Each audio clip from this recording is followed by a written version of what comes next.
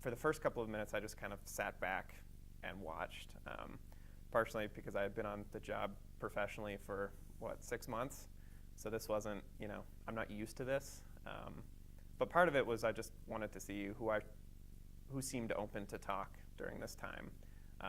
My priority was try to talk to students because I knew that the police were busy. They had things to do. Same with the emergency response team.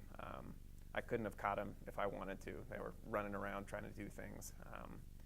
So when it came to students, I kind of targeted at first students who were in groups talking and who weren't, actively sobbing, who looked to be, from the outside appearance, genuinely okay with speaking with one another, and I just made the assumption that they might be okay talking with me. And so I would kind of go up, introduce myself, ask them if they were okay, and then just kind of briefly say, can I ask you a couple questions about what's happening? Some of them said no.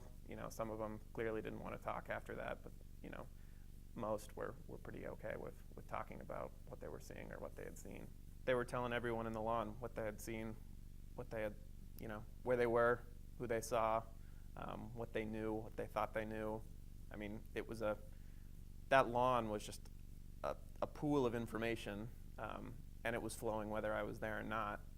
So I just kind of tried to intercept some of it if it was okay.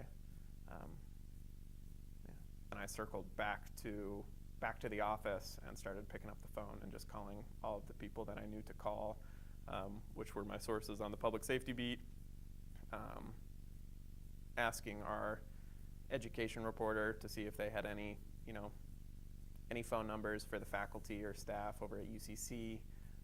Started just thumbing through the phone book and just calling anyone I could who I knew or thought might be connected to UCC, talking to people who, I talked to a lot of people, professors who, had heard what happens but were out of state or out of the country. So it was kind of a weird situation where they're like, well, tell me what happened. Like, I don't know what happened yet.